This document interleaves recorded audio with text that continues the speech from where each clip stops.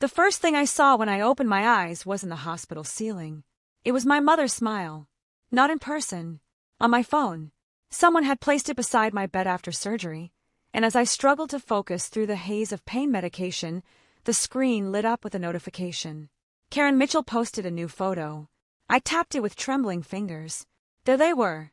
My parents sat beside the lake behind our family cabin, wrapped in matching fleece jackets, coffee mugs raised toward the sunrise. My father had one arm around Mom. Both of them looked relaxed. Happy. Peaceful. The caption stopped my breathing. Finally, a day without the drama. Red heart, sometimes you just need peace. The timestamp said 23 minutes ago. 23 minutes.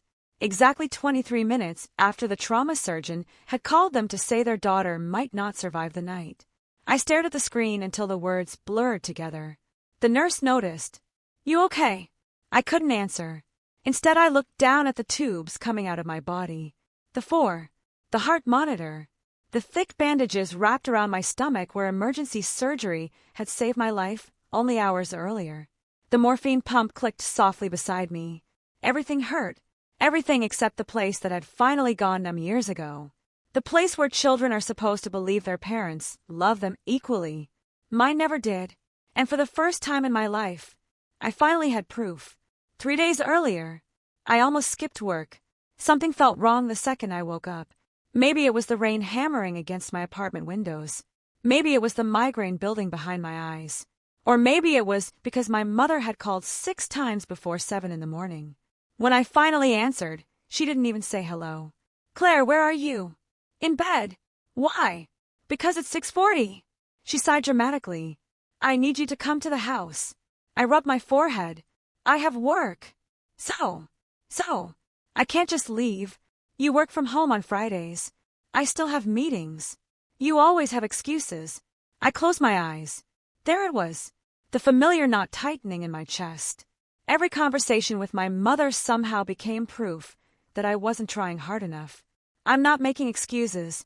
Your sister needs help." Of course she did. Emily, 28 years old, married, no children, worked part-time by choice. Yet somehow every family emergency required me. What happened? "The movers are coming." I thought they already moved. "They don't like the furniture placement." I blinked. "They need help rearranging furniture?" "Exactly." I waited. Surely there was more.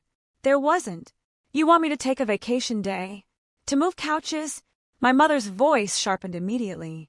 "I knew you'd make this difficult." "No, Mom. I'm trying to understand." Emily hurt her wrist. "When?" "Last month." I almost laughed. "Last month?" It still bothers her. "What about Jason?" Emily's husband. "He's busy." "Doing what?" "Golf." I pulled the phone away from my ear. Surely I had heard wrong. "Golf. He already paid." I couldn't help it. I laughed. Not because it was funny. Because my brain literally couldn't process what she had just said. So let me get this straight. Emily's husband can't help move furniture because of golf. But I'm expected to miss work. "You don't have children." There it was. The sentence. The one she always used. As if my life had less value because I wasn't married. Because I didn't have kids. Because I had built a career instead. "You know what? I can't today." Silence. Dangerous silence. Then, I don't know why we even bother asking anymore. Click. She hung up. I stared at the ceiling. Exactly 18 seconds later, Emily texted, "Thanks for disappointing Mom again." Nothing else. No greeting. No explanation. Just guilt. Like always. If you'd asked my extended family who the difficult child was, every single one of them would have said me. Not because I caused problems. Because I stopped solving everyone else's. Growing up, Emily was sunshine. I was responsibility. Emily got piano lessons. I got a part-time job at 16.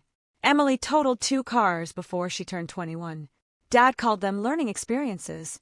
When I got rear-ended at 24, he asked why I hadn't been paying attention. Emily borrowed thousands from our parents. Never paid it back. When I bought my condo alone, Mom complained I hadn't purchased closer to them. Family photos. Emily always stood between Mom and Dad. I stood wherever there was space. Birthdays. Emily chose the restaurant. Graduations. Emily cried louder. Christmas, Emily opened twice as many presents because she gets emotional if she feels left out. That sentence became family law. Emily's feelings mattered. Mine were inconveniences. For years, I convinced myself I imagined it. Children do that. They create excuses because accepting the truth hurts too much. Maybe Emily simply needed more attention. Maybe I was stronger. Maybe my parents loved us differently. Not less. Differently. I spent 32 years believing that lie. At work, I buried myself in spreadsheets. Numbers made sense. People rarely did. Around noon, my coworker Mia appeared on video chat. "You look awful." "Thank you. I mean exhausted." "I know." She studied my face. "Your family. When is it not?" She leaned back. "You know what today is. Friday. It's also the third Friday this month." I frowned. "So, you promised." Then I remembered. Lunch. We'd started a tradition. One Friday every month. No work. No family. No obligations. Just 2 hours eating terrible tacos and pretending adulthood wasn't exhausting. I almost forgot. "I know." She smiled. "Which means you're definitely coming." Lunch turned into 3 hours. We laughed until our sides hurt. Talked about vacations we'd never taken. Terrible dates. Favorite movies. The conversation drifted somewhere unexpectedly serious. "You ever think about moving?" Mia asked. "Every week." "So why don't you?" I looked out the restaurant window. "My parents. What about them?" "They're getting older." She raised one eyebrow. "And?" I shrugged. "I feel responsible. For people who call you because furniture is in the wrong place." I smiled weakly. "When you say it like that, I'm saying exactly what happened. She wasn't wrong. That's what made it sting." At 4:15 my phone buzzed. "Dad." I answered. "Hey, you need to come over." "No hello. No how are you. Just another order." "I'm still working." "It's important." "What happened?" Silence. Then, "Your mother fell." My stomach dropped. "What?" "She slipped." "Is she okay?" "Just come." I was already grabbing my keys. The drive should have taken 25 minutes. Rain doubled it. Traffic crawled. I called 3 times. Nobody answered. My imagination filled every silence with disaster. Broken hip, head injury, ambulance, surgery. By the time I reached their neighborhood, my hands shook. I turned onto Maple Ridge Drive. Their house sat halfway down the cul-de-sac. Cars lined the street. I parked crookedly and ran toward the front door. Music, laughter, the smell of barbecue. I froze. The backyard gate stood open. Inside, 30 people, string lights, birthday decorations, a catered buffet, Emily wearing a birthday sash. My mother carried a tray of drinks. Walking perfectly. She saw me. Her smile disappeared. "Oh, you came." I couldn't speak. Dad appeared beside her. "There she is." I looked between them. "You said Mom fell." Dad frowned. "She almost fell." I stared. "What?" "It wasn't technically a lie." Emily rolled her eyes. "We knew you wouldn't come otherwise." The entire backyard had gone quiet. People watched. Forks suspended in midair. Someone awkwardly coughed. I felt every eye on me. "You lied. To make me come to a birthday party?" Mom crossed her arms. "You missed lunch." "What?" "We saw your location." My blood ran cold. "You tracked me." "You share your location." "I forgot it was on." Emily laughed. "You had time for tacos. But not family." I finally understood. This wasn't about a birthday. It wasn't about furniture. It wasn't even about showing up. They wanted to punish me. Publicly. In front of everyone. Aunt Linda stepped closer. "Claire, your mother's been upset all day." I looked at her. "She told me she was injured." Linda blinked. Then slowly turned toward Mom. "You said injured?" Mom's expression changed. Just for a second. Enough for me to see she'd been caught. Then she recovered instantly. "Oh, honestly, it was just easier." People shifted uncomfortably. Even Emily looked nervous. I laughed. Quietly at first. Then harder. Because suddenly everything made perfect sense. Every guilt trip. Every emergency. Every crisis. Every manipulation. They didn't think I'd leave. They thought I'd apologize. Instead, I reached into my purse. Pulled out my spare house key. Walked over to my father. Placed it in his hand. I think we're done. Nobody moved. Dad frowned. What does that mean? It means I won't be coming every time someone invents a catastrophe. Mom scoffed. So dramatic. I looked directly at her. No. I'm just finally tired. I turned around. Walked toward my car. Behind me, my mother shouted loudly enough for everyone to hear. See, this is why she's always alone. The words hit harder than I expected. I stopped, not because I wanted to respond. Because, for one impossible second, I almost believed her. Then I got into my car, closed the door, and drove away. I had no idea that within 48 hours, I would be lying on an operating table fighting for my life, while my parents smiled into a camera and told the world how peaceful life was without me. The entire drive home, my mother's final sentence echoed inside my head. See, this is why she's always alone. I kept replaying it, searching for some hidden meaning that would hurt less. There wasn't one. She'd wanted an audience. She'd wanted the relatives to nod sympathetically and think, poor Karen. She has such a difficult daughter. And if I'd stayed another minute, I probably would have become exactly what she wanted. Instead, I cried the entire way back to my apartment. Not loud sobs, the silent kind. The kind where tears just keep falling while your hands stay locked around the steering wheel. By the time I got home, I had 34 missed calls. 28 from Mom, 4 from Dad, 2 from Emily. I didn't answer a single one. Instead, I turned off location sharing. Blocked them all. Not forever. At least that's what I told myself. Just for the weekend. I needed to breathe. The silence inside my apartment felt strange, almost guilty, like I'd done something wrong by protecting myself. I made tea, wrapped myself in a blanket, turned on some old sitcom I'd watched 100 times before. For the first time in years, no one demanded anything from me. No one criticized me. No one expected me to fix their problems. It should have felt peaceful. Instead, it felt terrifying. Because when you've spent your whole life being needed, you forget who you are without the constant emergencies. Saturday morning, my phone stayed silent. No calls, no texts, nothing. By noon I started wondering if maybe they were waiting for me to apologize. By 3 o'clock, I realized something much worse. They weren't calling because they expected me to call first. It was another game. Another test. Mom loved tests. She never admitted they were tests. She simply waited to see who loved her enough. If you failed, she never forgot it. Around 6 that evening, someone knocked on my apartment door. I looked through the peephole. Emily. Great. I considered pretending I wasn't home. Then I noticed she was carrying a grocery bag. Confused, I opened the door halfway. What? She smiled. I brought dinner. I stared. Why? Can I come in? No. She sighed dramatically. Claire. No. She stood there awkwardly. Finally, she held up the bag. Mom made lasagna. I almost laughed. That's supposed to help? It's your favorite. No. It used to be my favorite. She frowned. What difference does that make? The difference is she hasn't remembered my favorite meal in 10 years. Emily blinked. I continued. It's yours now. Silence. For the first time in a long time, she actually looked uncomfortable. I didn't know. Exactly. She lowered the grocery bag. I came to apologize. I crossed my arms. For what? For yesterday. Specifically. She hesitated, then shrugged. You know. No. I don't. What exactly are you apologizing for? Another long pause. Finally. I guess. Lying. Anything else? She looked irritated now. Do we have to do this? Apparently. She sighed. Fine. We shouldn't have tricked you. Thank you. But, there it was. The word. The word that always erased everything before it. But Mom was really hurt.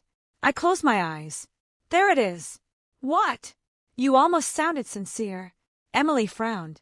I am sincere. No. You're negotiating. I'm apologizing. No. You're apologizing on the condition that I admit Mom was the real victim. Her face hardened. You always overanalyze everything. And you never analyze anything. That landed. She looked genuinely offended. You know what? I tried. She shoved the grocery bag toward me. I didn't take it. It dropped onto the hallway floor. The container inside burst open. Lasagna spilled across the carpet. We both looked down, then back at each other. Neither of us moved. Finally, Emily whispered, "I don't know how to talk to you anymore." The word surprised me, because for just 1 second, she sounded honest, not manipulative, not rehearsed, just lost. I answered quietly, "I don't think you ever did." She left without another word. Sunday morning, I received a Facebook friend request, not from a stranger, from my cousin Daniel. We'd always gotten along, mostly because he spent enough time around our family to see what everyone else ignored. 5 minutes later, he called. "You okay?" "I think so." "You?" "I just left your parents' house." That immediately got my attention. "Why?" "They had brunch." "Of course." He hesitated. "I thought you should know something." I sat down. "What?" "They're telling everyone you screamed at Mom." I laughed. "They know half the family wasn't even outside." "I know." "They're saying you embarrassed her." I literally walked away. "I know." "They're saying you're having some kind of breakdown." That one hurt, not because I believed it, because I knew exactly how effective that rumor could become. Families love simple stories, especially ones that don't force them to question uncomfortable truths. Daniel continued, "I corrected them." "Thanks." "They didn't like that." "I can imagine." There was another pause. Then he asked something unexpected. "Can I tell you something?" "Sure." "When we were kids, I always thought Aunt Karen hated you." I stopped breathing. "What?" "I was 10. I remember asking my mom why Aunt Karen smiled differently at Emily." "What did she say?" "She told me." He hesitated. "She told me not every parent deserves children." I felt my throat tighten. Daniel continued quietly, "I never forgot that." Neither would I.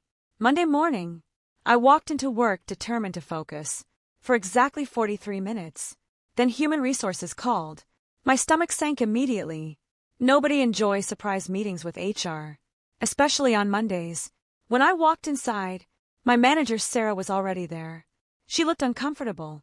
HR representative Lisa folded her hands. "Claire, we've received several concerning phone calls." "What?" "From someone claiming to be your mother." Every muscle in my body froze. Lisa continued carefully. "She expressed concern about your mental health." I stared. "Excuse me." She suggested we perform a wellness check. Sarah interrupted immediately. "We obviously didn't believe anything without speaking to you." Lisa nodded. "But we are required to document these reports." I couldn't speak. My own mother called my employer, trying to convince them I was unstable. Sarah slid a printed sheet across the table. "We also wanted you to know." She emailed the company. I looked down. There it was. An email. From Karen Mitchell. Subject line: concern regarding my daughter's emotional well-being. My hand started shaking. I only read the first paragraph. Claire has recently become emotionally volatile, isolated herself from family, and may not be making rational decisions. I couldn't finish. Lisa gently took the paper back. "You don't need to read the rest." Sarah leaned forward. "We know your work. We know you. This doesn't match the employee we've had for 6 years." That sentence almost broke me. Not because it was dramatic, because someone believed me, without demanding I prove myself first. When I left HR, I sat in my car during lunch and stared at nothing. Then my phone rang. Unknown number. Normally I ignored those. Something told me not to. "Hello." Silence. Then, "Dad, your mother is worried." I laughed bitterly. "Is that what we're calling it? You embarrassed her." "I embarrassed. People are talking. Because she lied. You could have handled it privately. You announced a fake injury. You still left." "I left because you manipulated me." Dad sighed. "You're making this into something bigger than it is." That sentence. Every child with emotionally manipulative parents knows that sentence. Whatever they do, you're accused of overreacting. I answer calmly. "You called my employer." Silence. Finally, "Your mother thought they should know." "They should know what?" "That you've been under stress." "I've been under stress because of you." Another pause. Then, "You've changed." "No." I finally stopped pretending. Click. I hung up. This time, he didn't call back. Tuesday evening, I met Mia after work. The moment she saw my face, she knew. Oh no! I told her everything. The fake injury. The birthday trap. The HR meeting. The email. She listened without interrupting. When I finally finished, she said one sentence. Claire, this isn't normal. I know. No. I don't think you do. She reached into her purse, pulled out a business card. A therapist. I've been seeing her for 2 years. I looked at the card. I don't need therapy. She smiled sadly. Neither did I. Until someone finally explained that surviving emotional abuse doesn't magically erase the damage. I slipped the card into my wallet anyway, mostly to make her feel better. I had no intention of calling. At least, not then. Wednesday afternoon, rain covered the city again. I left work later than usual. The parking garage echoed with footsteps. Mine. And someone else's. At first I ignored it, until every turn I made, the other footsteps matched. I looked back. Nothing. Just rows of parked cars. I laughed nervously. You're imagining things.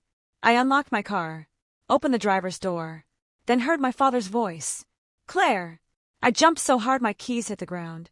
He stepped out from behind a concrete pillar. What are you doing here? We need to talk. No. You've been avoiding us. Correct. He stepped closer. You owe your mother an apology. I stared at him. Did you seriously wait in my parking garage? You weren't answering. So you stalked me? I came to fix this. No. You came to win. His expression darkened. You've always been dramatic. I laughed. There it is again. What? The script. You lie. I react. You call me dramatic. He folded his arms. You think you're perfect? No. I think I'm done. I picked up my keys, opened the driver's door. Then suddenly, a loud horn exploded through the garage. Bright headlights blinded us. A delivery van came speeding around the corner far too fast on the wet concrete. Dad jumped backward. I instinctively shoved him away from the lane. The van swerved. Its tires screamed across the soaked pavement. Metal slammed into metal. Glass shattered. Then, everything went black. The first sound I heard wasn't screaming. It was dripping. Steady. Rhythmic. Water. No. Not water. Something warmer. Something thick. I opened my eyes just enough to see shattered glass glittering across the concrete floor. My cheek was pressed against the cold pavement. Every breath felt like someone was driving a knife into my ribs. I tried to move. Nothing happened. Then I looked down. Blood. There was so much blood. For one terrifying second, my brain refused to accept that it was mine. Voices echoed through the parking garage. Oh my God! Call 911. She's bleeding. Don't move her. Somewhere nearby, my father was yelling. I didn't see the van. It came out of nowhere. A woman knelt beside me. I need you to stay awake. I couldn't focus on her face. Everything kept fading in and out. My name's Rachel. I'm a nurse. Can you tell me your name? Claire. Good. Claire, don't close your eyes. I wanted to tell her I wasn't trying to. My body just wouldn't listen anymore. The next few minutes came in flashes. Blue lights reflecting off concrete pillars. Paramedics cutting away my jacket. Someone pressing hard against my stomach. The pain was so sharp I screamed. I'm sorry, one paramedic said. We have to stop the bleeding. Another voice. Female. Come. Blood pressure is dropping. We're losing her. Everything became louder. Then quieter. Like the world was slowly being submerged underwater. As they loaded me into the ambulance, I caught one last glimpse of my father. He stood beside a police officer, perfectly unharmed, looking shocked. Not devastated. Just shocked. Our eyes met. For a split second I thought he was coming toward me. Instead, he looked away. Inside the ambulance, chaos exploded. Pulse 128. Pressure 80/50. Possible internal hemorrhage. We need trauma surgery. Someone squeezed my hand. Claire, can you hear me? I nodded weakly. Do you have anyone we can call? I tried to answer. Everything hurt. The medic leaned closer. Your husband? I shook my head. No. Parents. I hesitated, long enough for him to notice. Finally I whispered. Mom. He nodded. We'll notify them. I wanted to stop him. Something deep inside me screamed, "Don't." But the words never came out. Darkness swallowed everything. I woke up once. Just once. Long enough to hear doctors arguing. "She's still bleeding. We're taking her in now. Consent. Emergency exception." One of them noticed my eyes opening. "Claire, we're taking you into surgery." I barely managed to whisper. "Am I dying?" He didn't answer immediately. Instead, he squeezed my shoulder. "We're doing everything we can." Then the anesthesiologist leaned over me. "This mask is going to help you sleep." I remember thinking something incredibly strange. Not about dying. Not about surgery. I wondered if my apartment plants would survive if I wasn't there to water them. Funny what the brain clings to. When I woke again, it was nighttime. Machines beeped steadily around me. My throat burned from the breathing tube they'd already removed. Every inch of my body ached. A nurse noticed my eyes open. "There you are. Welcome back." I tried speaking. Nothing came out. She offered ice chips. They repaired a lacerated liver. 3 broken ribs. A collapsed lung. Lots of bruising. "You were very lucky." Lucky. That wasn't the word I'd have chosen. About an hour later, a trauma surgeon came in. Gray hair. Gentle voice. Kind eyes. "I'm Dr. Alvarez." I nodded weakly. He checked my chart before speaking again. "I want to explain what happened." He pulled a chair closer.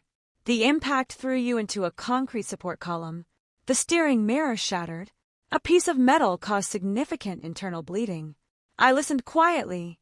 "You lost nearly half your blood volume." I stared at him. "Half? You needed emergency surgery." He hesitated. "I'll be honest. There was a period where we weren't sure we'd save you."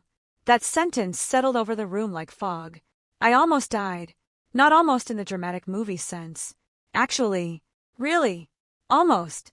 Then he asked, "Have your parents been in?" I looked toward the door instinctively. "No." His forehead creased slightly. "We contacted them." "When?" "Immediately. They said they were coming." I waited. Maybe they got stuck in traffic. Maybe. Dr. Alvarez glanced toward the hallway. "They never arrived." Something inside me quietly cracked. Not shattered. That had happened years earlier. This was different. This was acceptance beginning to form. The next morning, my phone sat charging beside the bed. The nurse smiled. "You've had quite a few notifications." I reached for it carefully. 37 missed calls. 28 voicemail messages. Most from unknown numbers. Then, one text from Daniel. "Call me when you're awake. It's important." Another from Mia. "HR told me what happened. I'm coming after work. Don't argue." Then, nothing. Nothing from Mom. Nothing from Dad. Nothing from Emily. I frowned. Maybe they didn't know where I was. Then the nurse answered before I'd even asked. "We confirmed your emergency contacts yesterday." My stomach dropped. "They know." She nodded. "They know." Mia arrived carrying flowers that were entirely too bright for a trauma ward. The second she saw me, she burst into tears. "Oh, Claire." I smiled weakly. "You always cry at hospitals." "I do not."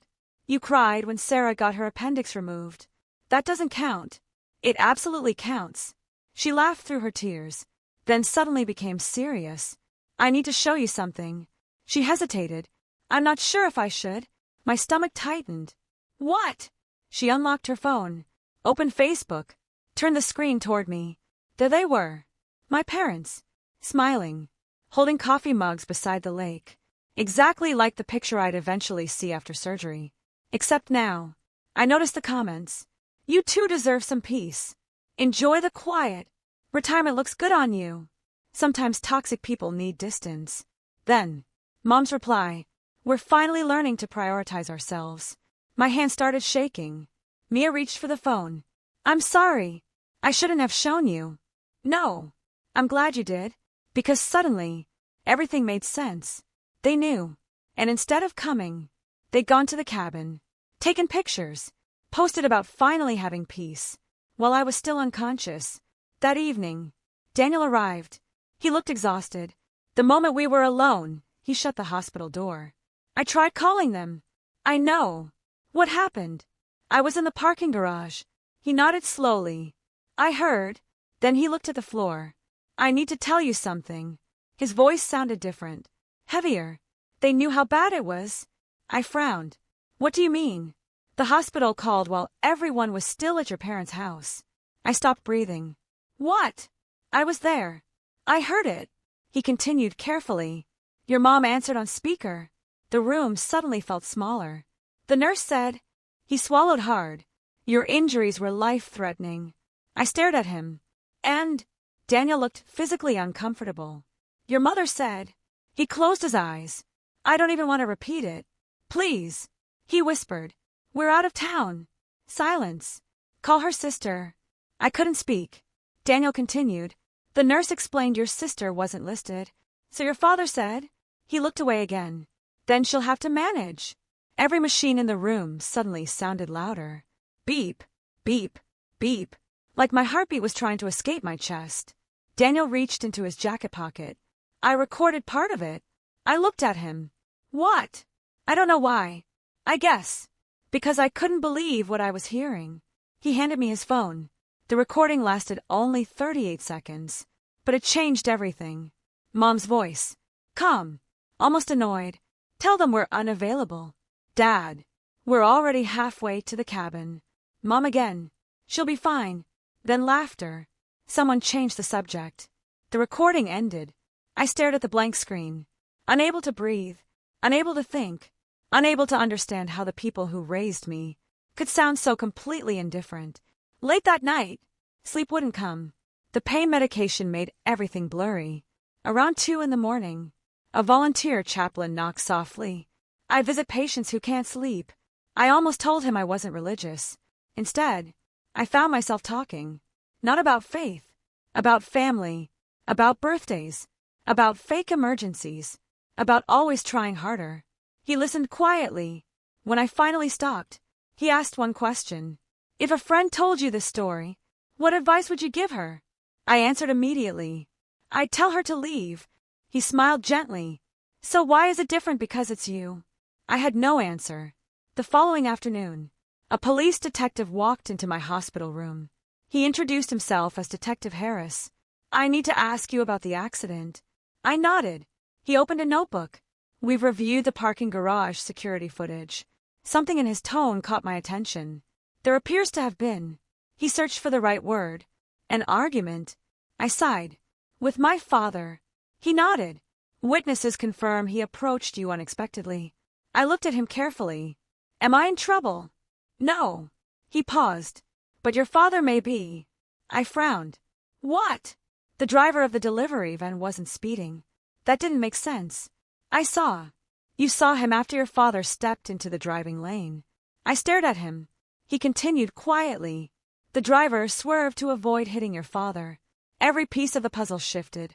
The impact that injured you happened because you pushed your father out of the van's path. I closed my eyes. If I hadn't pushed him, he would have been the one lying in this hospital bed. Detective Harris gathered his notes. There's one more thing.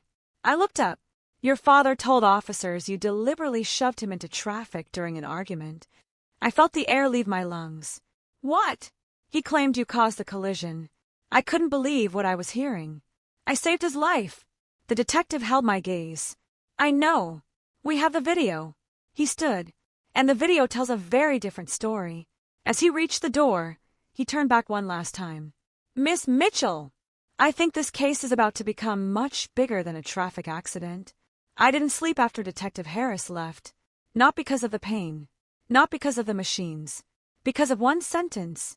Your father told officers you deliberately shoved him into traffic. I had spent my entire life believing there was a line my parents would never cross. They could manipulate. They could guilt-trip. They could humiliate. But surely they wouldn't accuse me of a crime after I had saved one of their lives. Apparently, I had underestimated them. The following morning, Detective Harris returned. This time he wasn't alone. A woman in a navy suit walked beside him, carrying a leather briefcase. Claire, he said softly, this is Assistant District Attorney Melissa Grant. She shook my hand carefully. I know this isn't ideal timing. I managed a tired smile. I've had better weeks. For the first time, she smiled. We've reviewed every camera angle from the garage. She opened a tablet. I'd like you to see something. I wasn't sure I wanted to, but I nodded. The footage began. Black and white security video. A timestamp. 5:42 p.m. There I was walking toward my car. Then my father emerged from behind the concrete column. We talked for several minutes. No audio.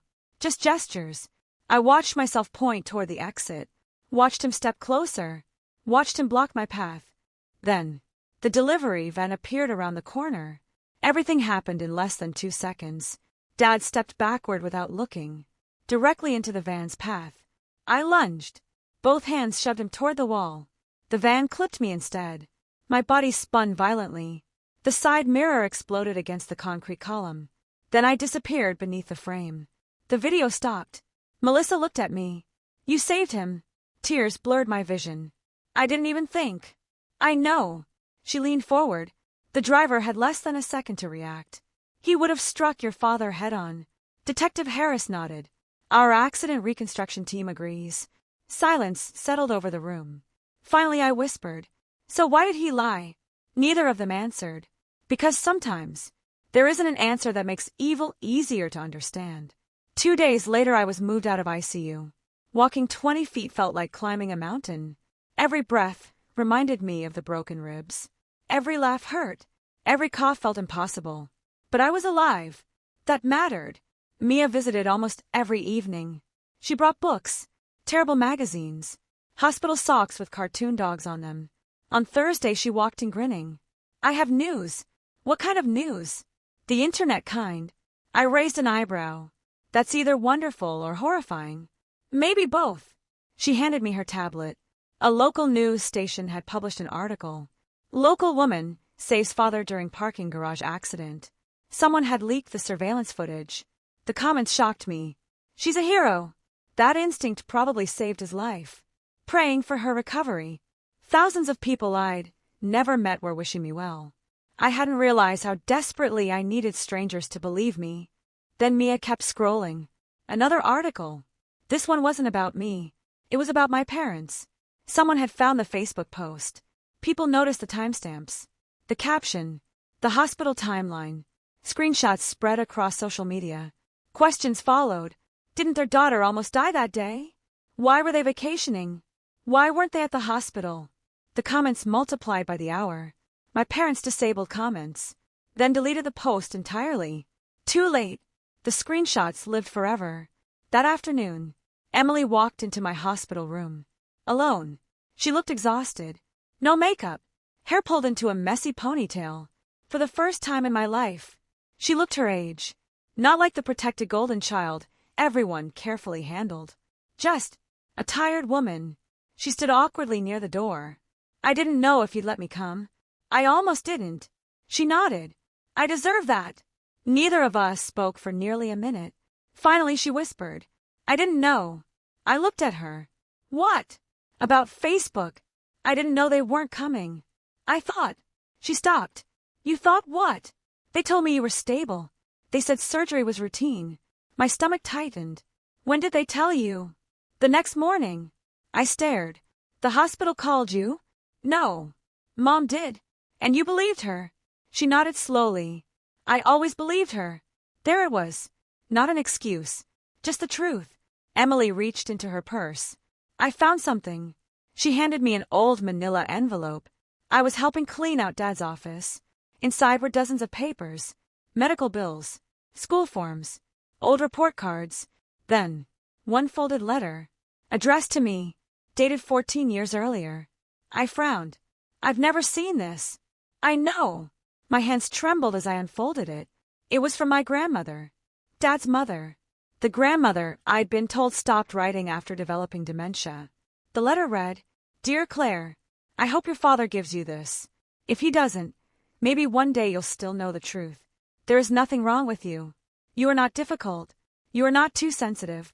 I have watched the difference between how your parents treat you and Emily for years. I have confronted them. They became angry and stopped bringing you to visit. If you ever believe no one sees what is happening, I do. And I love you exactly as you are, asterisk asterisk." The letter ended with one final sentence.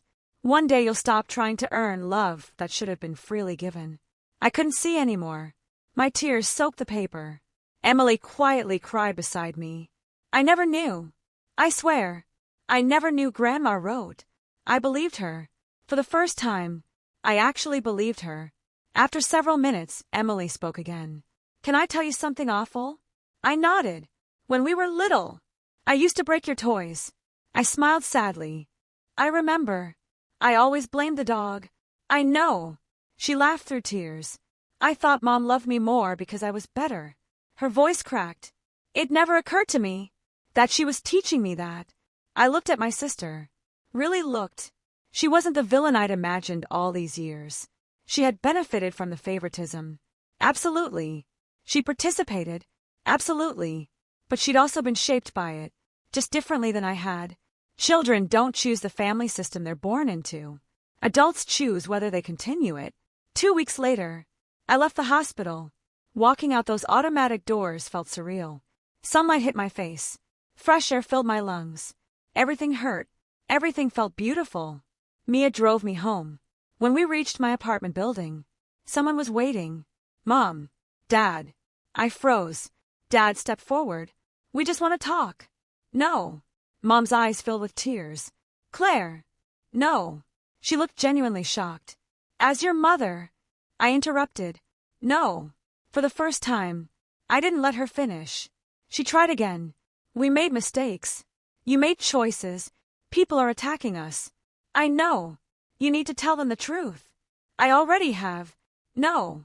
The truth that we're still your parents. I looked at both of them quietly, then said the sentence I'd unknowingly been preparing my whole life to say. Being my biological parents was never the problem.